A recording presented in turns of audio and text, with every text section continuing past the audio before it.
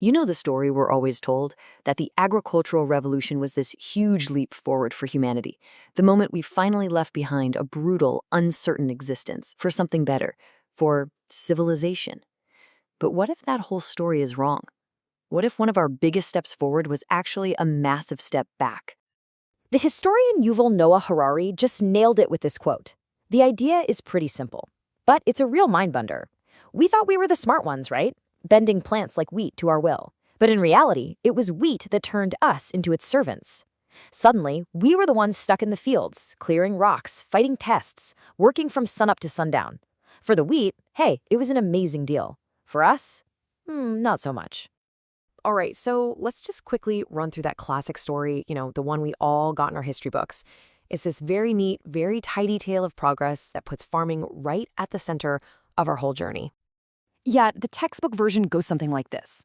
First, we were hunter-gatherers, just wandering around, life was tough, right? Then, boom, we have this genius idea, farming. This gives us a stable food supply, which means surplus. With all this extra food, not everyone has to be a farmer anymore. You can have priests, politicians, artists, and that leads to villages, which grow into cities, and ta-da, the modern world. It's a simple, heroic story. Yeah, the only problem? As archaeologists dig deeper, the evidence is telling a completely different story.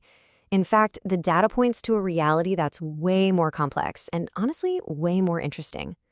When you really dig into the bones, and I mean that literally, it turns out that for the average person, the switch to farming was, to put it mildly, a terrible deal.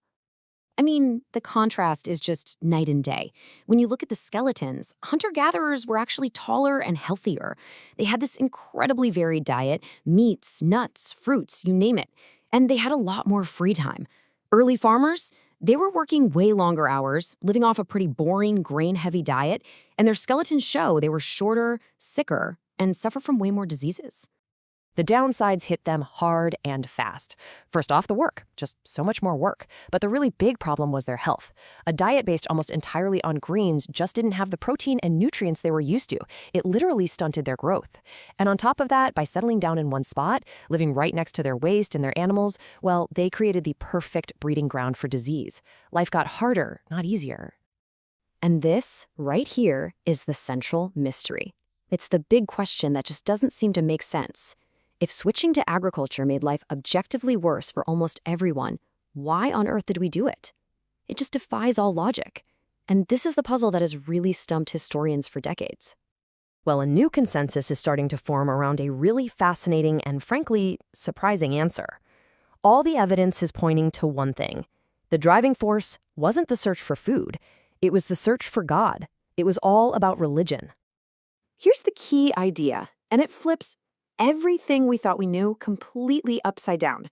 Across the ancient world, archaeologists keep finding that massive, organized religious structures, temples, were being built before people settled down to farm. The desire to worship came first. The town and the farming needed to feed it only came later. And this isn't just a one-off thing.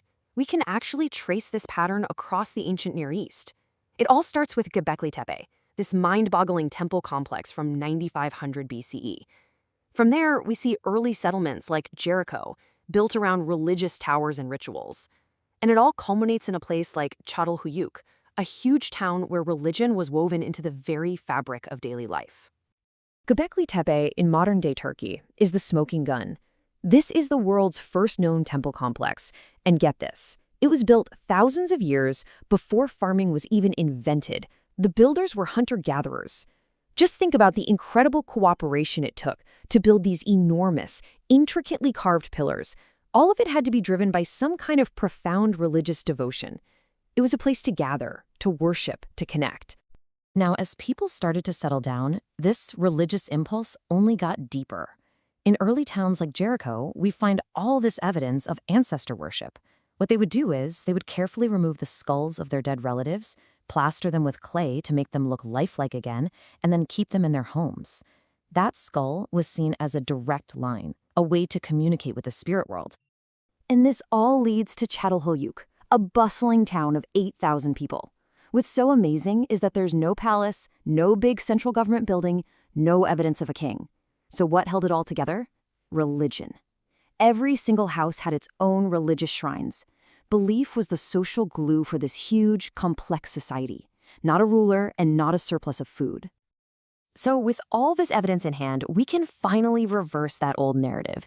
It wasn't about finding a better way to get food, it was about finding a new way to create meaning.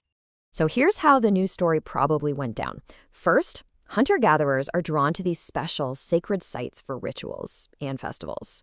Over time, charismatic leaders, maybe shamans, attract followers who decide to stick around and build permanent settlements. But once you have a big population staying in one spot, they eat all the wild food nearby, they deplete the resources, and suddenly, farming wasn't a choice for a better life. It became a necessity. It was the only solution to the problem they'd created. So, in the end, the agricultural revolution wasn't some brilliant aha moment that set us free. It was more like a trap we walked into, a consequence of a much deeper, much more human need, the need to gather, to believe, and to find our place in the cosmos. Which leaves us with this pretty profound final thought. What if the entire foundation of our civilization, our cities, our politics, our technology, wasn't built on a surplus of grain, but on our endless, very human search for meaning? It kind of changes how you see everything, doesn't it?